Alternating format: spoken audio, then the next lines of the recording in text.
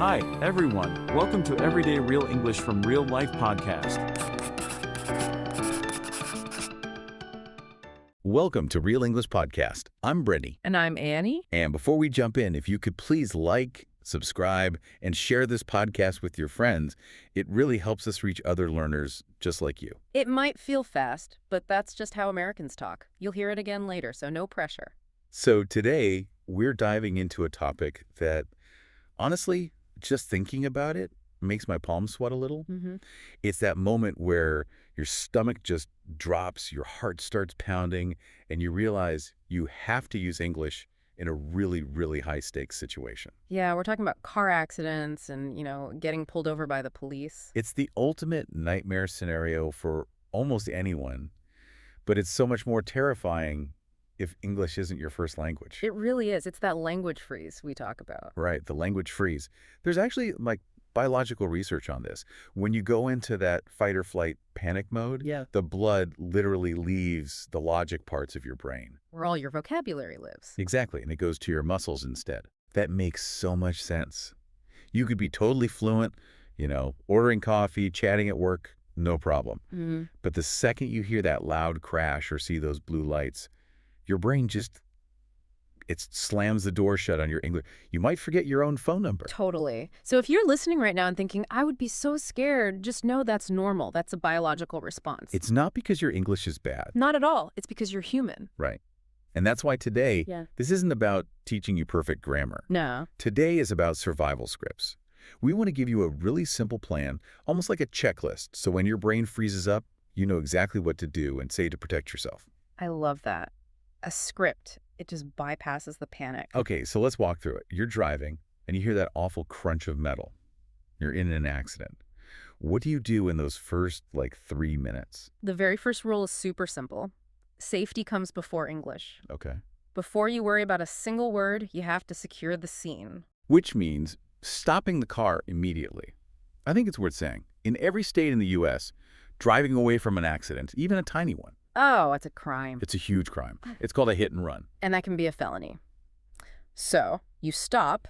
If your car can still move, pull over to the side, get out of the flow of traffic. Okay. Then turn off the engine and turn on your hazard lights. Those are the flashing orange lights. Yep. And that's actually a form of communication. You're signaling to every other driver, hey, something is wrong here. It protects you before you even say anything. So the car is safe. Now what? Now, you check for injuries, you check yourself, you check your passengers. If anyone is hurt at all, you call 911 right away. Now, that can be a huge barrier for people.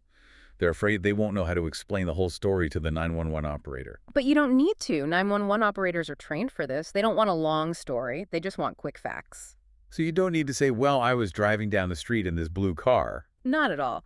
Simple phrases are actually better. You just say, there is a car accident. That's it. That's it. Or, someone is hurt. We need an ambulance. Short, clear, effective. There is a car accident. I like that. And then tell them where you are. Look for a street sign. But really, in an emergency, perfect grammar is the last thing anyone is worried about. Okay, so let's say the ambulance is on the way, or maybe everyone is physically okay. Now comes the hard part. The social part. You have to get out and face the other driver.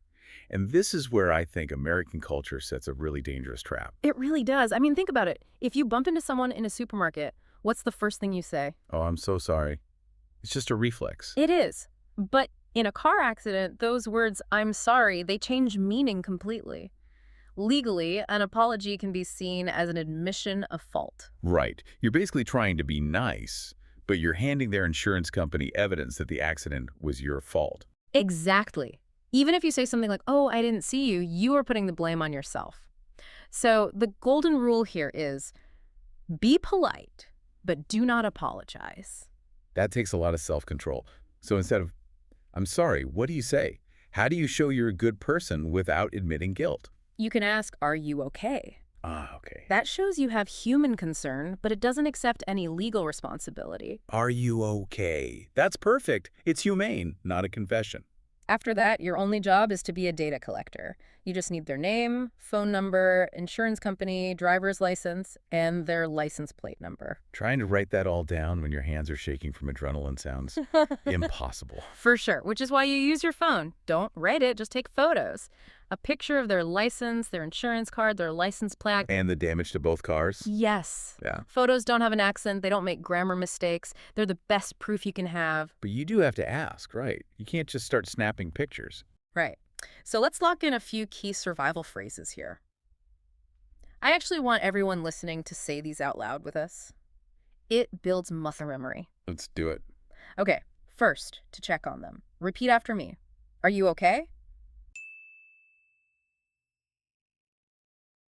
Good. Now, to get down to business. Repeat after me. Can we exchange insurance information? Right. And to see their ID. Repeat after me. May I see your driver's license? If you can just say those three things, you can handle almost any accident interaction. Okay, but let's hear what this sounds like in a real situation. Because the other driver's probably upset or maybe yelling. It can be chaos. Let's do a little role play. You be the other driver, and you're pretty flustered. I'll be the learner. Okay, got it. Scene start. Yeah. Sharp exhale. Oh my gosh, I can't believe this. I didn't see you stopping at all. I'm so sorry. Is your car okay? Look at my bumper. It's totally crushed. Are you okay? Yeah, I'm fine. Just, my insurance is going to go through the roof. I am really sorry. Hey, look, maybe we don't need to call anyone, right? It's just a little fender bender. We could just settle this with cash. I'm glad you're okay. We should exchange information, just in case. Can we exchange insurance information? Yeah. I guess we have to. Yeah. Here's my card. Thank you. Yeah. May I see your driver's license, please? Yeah, hold on. It's in my wallet. Here. Thanks. I'm just going to take a picture of the license and the damage to the cars, okay? Yeah, whatever. Go ahead. Here is my information as well. Okay. Thanks. And scene. Wow. Okay, that was really good. I noticed, first of all, I was throwing apologies at you.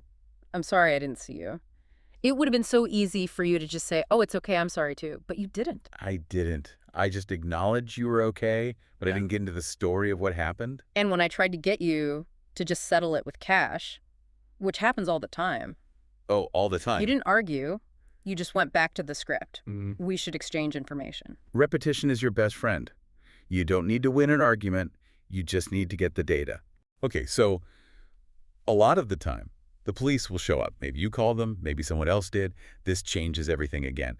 Now you're talking to an authority figure. It does, and you want a police report. It's so important because people's stories can change. The driver who said, it was my fault, and the scene might tell their insurance company something totally different a few days later. The police report is the objective record. Exactly. But talking to the police is intimidating. They'll ask, what happened? Or, are you injured? How do we handle that? For what happened, you want to be linear. So chronological, in order. Yes. Just state the facts in order. Don't start with how you felt. Just, I was driving straight, the light was green, the other car turned left, we crashed. Factual. And I'm guessing we avoid guessing. Absolutely. If the officer asks you, how fast do you think he was going, and you don't know for a fact, the answer is, I don't know. I don't know is a full sentence. That's a perfect safe answer. Okay, what about that other question? Are you injured? This is the second biggest trap, right after apologizing. You have adrenaline pumping through your body. Adrenaline is a natural painkiller. Right. You feel fine right then, but tomorrow morning you could wake up with serious whiplash. Exactly. But if you tell the cop, no, I'm not hurt, that goes on the official report, and later the insurance company will say, well, the report says you were fine. And they won't pay for your medical bills. Right. So you need a phrase that is honest, but also buys you time. Okay. So listeners, let's practice this one. It's really important. Repeat after me. I am shaken up. Mm-hmm. Or even better, repeat after me. I am not sure yet. Mm. I am not sure yet.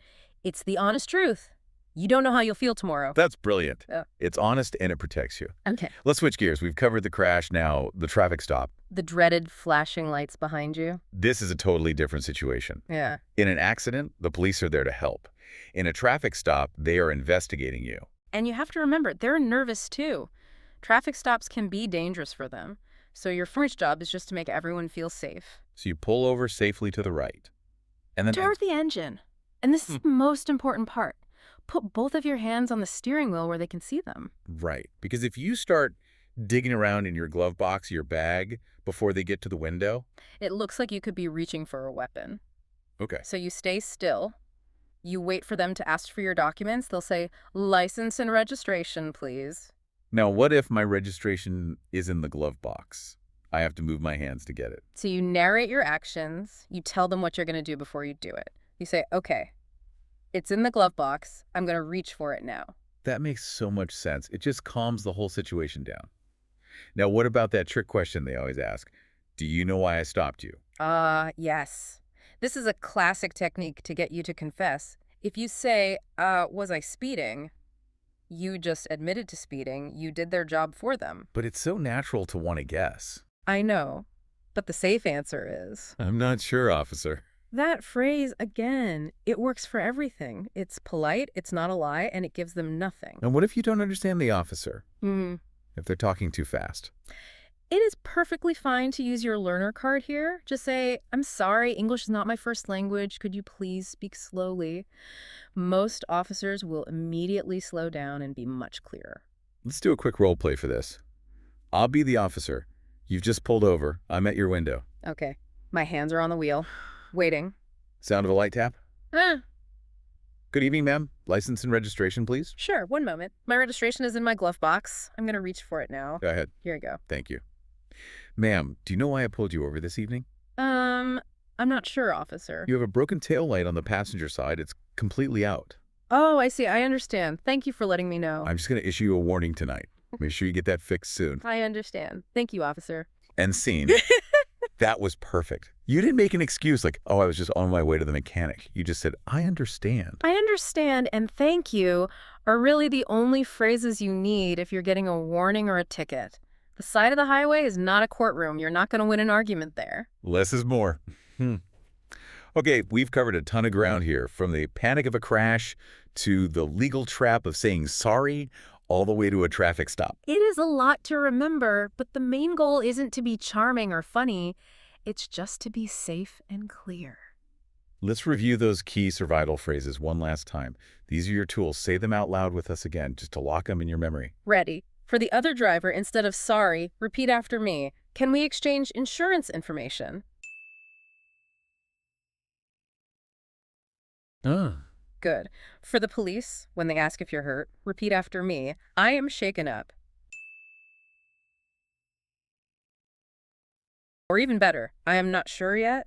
For a traffic stop, when you need to get your documents, repeat after me. I'm going to reach for my license now. And finally, if you just don't understand, repeat after me. Please speak slowly. Excellent. You know, breaking it down like this makes it feel so much less like a nightmare and more like just a procedure, a series of steps. That's all it is. And you don't need complicated English to get through it. In fact, simple short facts are your best friend. You really are so much better prepared for the unexpected than you were before this conversation. You have the script now. Please remember to like, subscribe, and share the Real English podcast. It really does help us create more of these lessons for you. And please, drive safely out there, everyone. And if you want to review today's lesson, I uploaded a free PDF summary in the description and in the comments. Feel free to download it and study at your own pace.